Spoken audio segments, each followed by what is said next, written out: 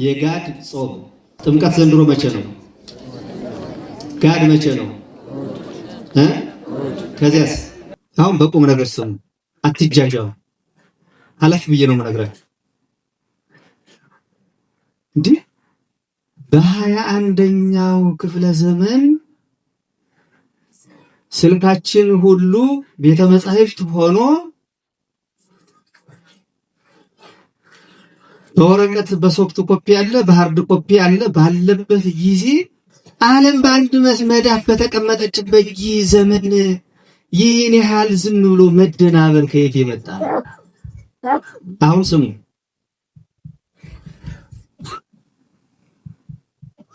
ጋድ አንድ ቀን ነው።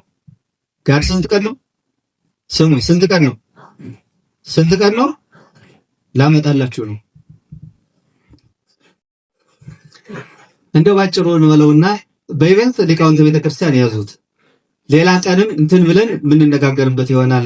ጉባኤ ሰርተን አሁን ቀደም የዛሬ ስንት ዓመት ሰርተን ተነጋግረንበት ነበር። ስንክሳር እንኳን እንግዲህ ጥር 10 ቀን ሲነበብ ሰላም እብል ለጾመ ዕለት ዋህድ ዘስሙ ገሃድ። ስሙ ጋድ ነው። ጋድ ነው፣ መገለጥ ነው። ዕለቱ አንድ ነው። ስሙ ጋድ ነው ይተብሏል። ይሄንን ተውና እዚያው ላይ ምን ይላል?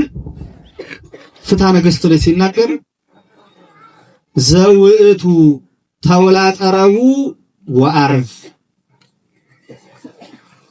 አጭር ነው መናገር የምፈልገው። ዘውእቱ ተውላጠረቡ ወአርብ ወደ አማርኛ ሲቀየር ምን ይላል? ከልደት በፊት የምናከብረው ልደት ሊገባ አንድ ቀን ሲቀረው የምንጾመው ጾም ጋድ፣ ሁለተኛ ደግሞ ጥምቀት ሊከበር አንድ ቀን ሲቀረው የምንጾመው ጾም ጋድ የሚባለው ለውጥ ይባላል። ይሄውም አለና ተውላጠ ረቡዕ ዓርብ፣ ይሄውም የረቡዕና የዓርብ ለውጥ ነው። እስኪ ከኔ ጋር በሉት፣ ይሄውም በሉ እስኪ የረቡዕና የዓርብ ለውጥ ነው። የማንና የማን ለውጥ ነው? የማንና የማን ለውጥ ነው?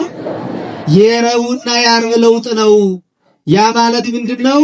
ልደት ዓርብ ቀን ቢውል፣ ልደት ረቡዕ ቀን ቢውል በልደት ቀን ጾም መዋል ስለማይገባ የግድፍት ምግብ እንዲበላ ሐዋርያት ስላዘዙ ዓርብንና ረቡዕን ስለምንበላ ዓርብ ቢውል ወደ ኋላ ሐሙስን፣ ረቡዕ ቢውል ወደ ኋላ ማክሰኞን አንድ ቀን ለውጥ አድርገን እንጾመዋለን። የሰማችሁ ነው። የማንና የማን ለውጥ ነው? የማንና የማን ለውጥ ነው? ከዚያ በኋላ ሊቃውንቱ ሲያብራሩት ምን አሉ? እንግዲያው የረቡዕና የዓርብ ለውጥ ከሆነ ልደት እና ጥምቀት ማክሰኞ ይውላል፣ ሰኞ ይውላል፣ እሁድ ይውላል። ወደ ኋላ ያለውን ቅዳሜን ጾማለን፣ እሁድን ጾማለን፣ ሰኞም ጾማለን። ለምንድን ነው የምንጾም ቢባል ለዚህማ ሁለት ምክንያት አለው ይላል። ስንት ምክንያት? ስንት ምክንያት? ስሙኝ፣ የዛሬ ዓመት እንዳትጠይቁ። ስንት ምክንያት አልኳችሁ? ፍትሐ ነገሥቱ ላይ ነው የሚናገረው። አንደኛው ምክንያት አሉ ሰው ዝንጉ ነውና ረሽ ነውና ይዘነጋል ይረሳልና አንድ ዓመት ጾሞ ሌላ ዓመት ሲበላ ተዘናግቶ ረስቶ እንዳይበላው የጾሙን ቀን ነው።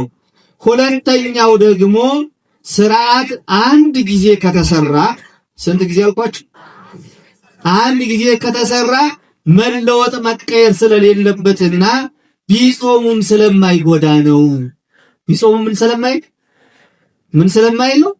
ስለማይጎዳ ነው።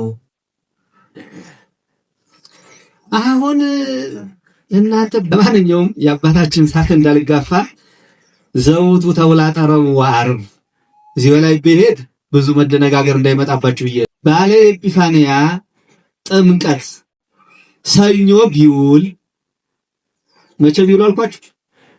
ወይም ደግሞ እሁድ ቢውል ይላል። ወይም ደግሞ መቼ ቢውል?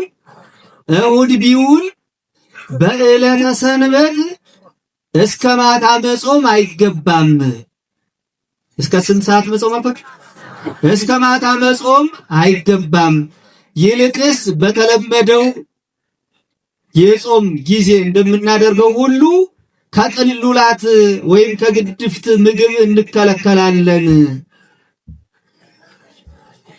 ያውም ደግሞ ይላል ሰኞ ቢሆን ወደ ኋላ ያለውን አንድን ቀን እሑድ ቢሆን ደግሞ ወደ ኋላ ያለው ቅዳሜ አንድ ቀን እንጾማለን። ስንት ቀን እንጾማለን? ስንት ቀን? ወደ ኋላ ያለው ስንት ቀን? ከምን እንጾማለን? ከግድፍት እንጾማለን። እሺ ምስክራችን ስንክሳር አይደል እየተባለ ያለ? ይሄው አንቡት። ደግሞ ስንክሳርን የተረጎሙ ሰውዬ ወደ አማርኛ ሲቀይሩ ምን አደረጉ? ለማጣመም ዝንደን አሐተ ዕለተ የምትለውን እልፍ አሏትና ብሎ እንጾማለን ብሎ ተወደ። አንቡት ዲቃውንት ስንክሳሩን አውጡና አንቡት። በወረቀት የታተመው እንግዲህ መቼስ የብራን ነው ማለት የወረቀቱም ማለት ይሄ ሁሉ መደነጋገር ከየት መጣ ቢባል መሰረቱን ሃይማኖቱን ከማጥናት ከመማር ይልቅ በስርዓት ላይ መዋጋት መፋለጥ ስለመጣ ነው። ለማንኛውም እናጠቃለውና የጋር ጾም ስንት ነው አልኳችሁ? ስንት ነው? ያው ደግሞ የማንና የማን ለውጥ ነው? የማንና የማን ለውጥ ነው? ተስማምቷችኋል? ካልተስማማችሁ ስትከራከሩ ኑሮ እኔ ተናግሬያለሁ።